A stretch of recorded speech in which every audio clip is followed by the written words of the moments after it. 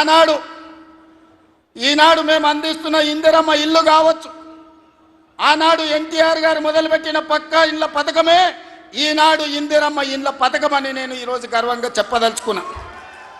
ఈనాడు 3,24,00,000 మంది సన్న బియ్యం ప్రతి పేదవాడు దళిత వాడల్లో అన్నం తింటున్నాడంటే, సంటి పిల్లలకు బుక్కెడు పువ్వు తినిపిస్తున్నారంటే ఆ స్ఫూర్తి వెనకాల అన్న 2 రూపాయల కిలో బియ్యం పథకం ఉన్నదని నేను ఈరోజు చెప్పదలుచుకున్నా. ఇవాళ మేము ఇందిరమ్మ చీరలు ఇస్తున్నాం ఆడబిడ్డలకు.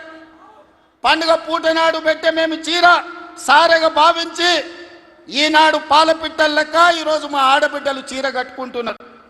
దీనికి స్ఫూర్తి ఆనాడు ఎన్టీఆర్ జనతా వస్త్రాలు పేదవాళ్ళకు అందించి కూడు గుడ్డ నీడ అని ఎన్టీఆర్ ఏదైతే ఆలోచన చేసిండో ఆ స్ఫూర్తి ఈనాడు మా ప్రభుత్వంలో అమలు చేస్తున్న సంక్షేమ పథకాలలో కనిపిస్తుంది.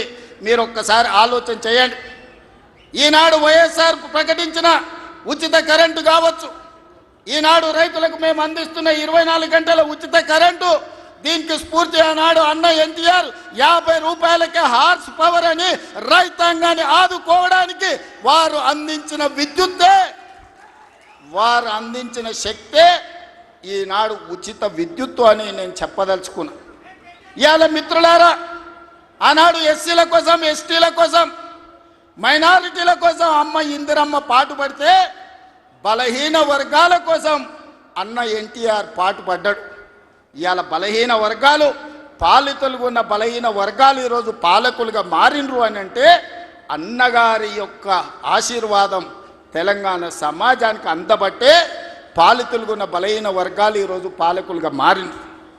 ఒకనాడు గ్రామాలలో పటేలు పట్వారి వ్యవస్థ ఎంత బలంగా ఉండేనో వాళ్ళ చేతుల్లో తెలంగాణ నలిగిపోతుంటే ఎన్టీ రామారావు గారు పటేల్ పట్వారి వ్యవస్థను రద్దు చేసి పేదలకు విముక్తి కలిగించిన చరిత్ర ఈ ప్రాంతంలో ఉన్నది.